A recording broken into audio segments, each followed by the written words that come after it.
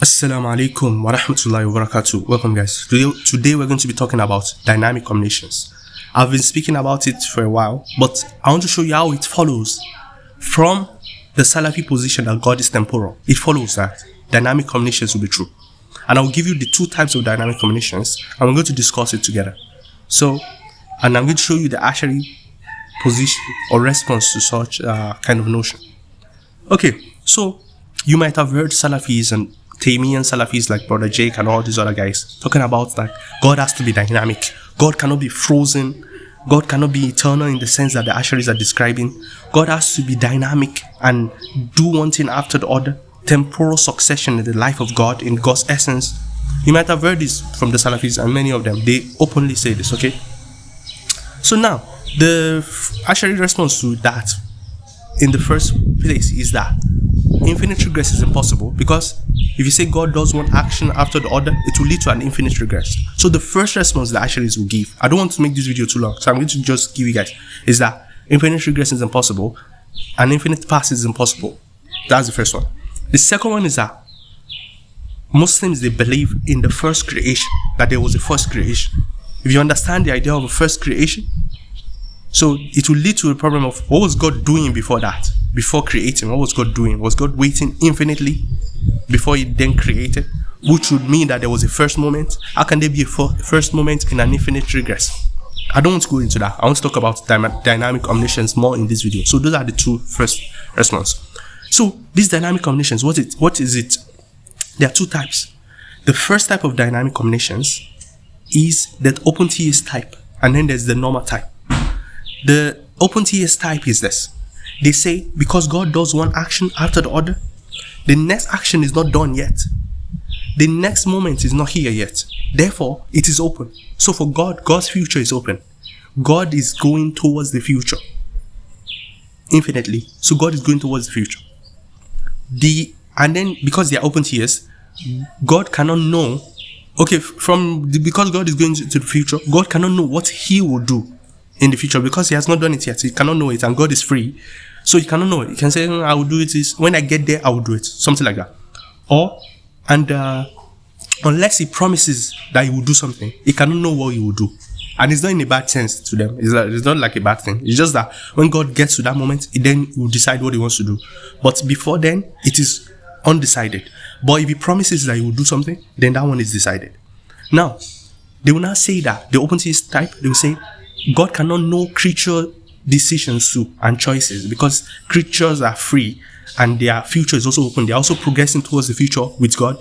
Therefore, God cannot know what they will do. So God does not know what He will do, and He doesn't know what creatures will do, because He made them free and He cannot know that, because nobody can know what the future is unless the future is there. Something like that. So that's the first type of dynamic omniscience, where God doesn't know what He will do and what creatures will do in the future, because the future is not existing yet. God is progressing towards the future, and unless He promises that He will do something, He cannot know it. That's the first type. The second type is that the normal one. They will say God knows what creatures will do. Creatures, and they don't have that kind of freedom. And I think this is the one the Salafis will have to take. But they have to take dynamic omniscience because they affirm temporal succession. And it's not like God promises for everything in the future. Everything in the future is not a promise for God. That means it is undecided what God will do in the future.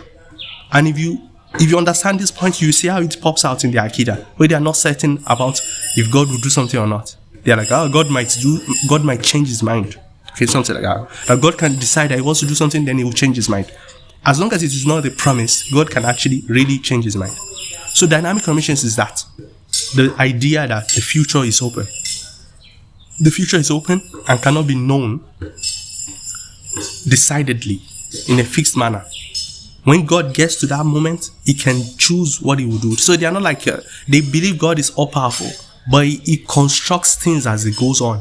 That's what they believe. So that is the dynamic omniscience position. And I think that's what the Salafis have to take, the dynamic omniscience. Now, there are many critiques of this position. You can go and check it online yourself, and I can offer some here. But the point is that that's what you have to commit yourself to. You cannot longer have the classical omniscience doctrine, that God literally knows everything that will happen in the future, 100%. At least if creatures, He can know that of creatures. He cannot know the one of Himself. So God cannot know His own future. He can know the future of creatures, but he cannot know his own future in a sense, because it's not there yet. God is also going towards the future. So there are many objections. The first objection is that, doesn't it seem like both God and creatures are going towards the future together? Like they are both, in a way, in time. And that's the in time thing. And they'll be like, oh, we are not in time. No problem. But the point is that it seems like both God and us, we don't know what will happen in the future. Even though God is all powerful, he can decide it. But that's the strongest argument, in my own opinion, is the infinite regress argument. The one I pointed out in the beginning. The infinite regress argument and the argument of the first creation. Because of, if there was a first creation, don't you see that the Salafi, Ibn Taymiyan, Sheikh Ibn Taymiyan, he denied that there's anything like a first creation, that the creation is infinite to the past. You see, he has to do that, because if there's a first creation, with there's hadith, clear hadith saying this, if there's a first creation, how can you believe in an infinite regress of creation? And your argument actually fails if you believe there's a first creation. You cannot make that point anymore, because God will not be, what will God be doing infinitely to the past?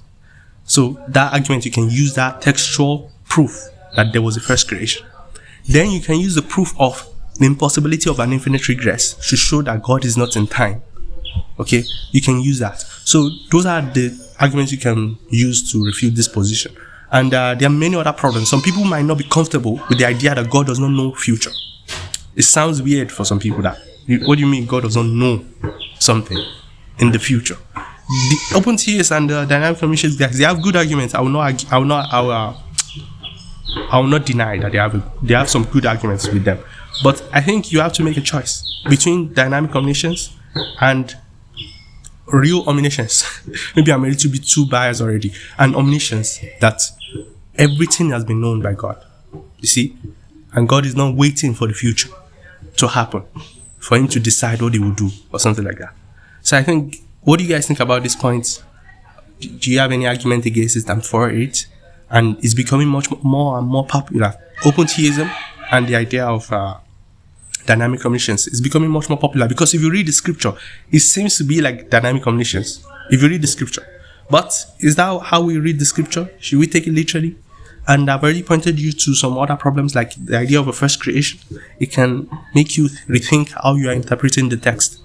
So, yeah, that's all I want to say in this video. Actually, I'm waiting for the mosque to be open. Today is Jum'ah and the mosque is closed. I came a little bit too late because I was doing something around here. So I'm just waiting for it to happen. Waiting for the future to happen. Anyway, so what do you guys think? Let me know your thoughts in the comment section.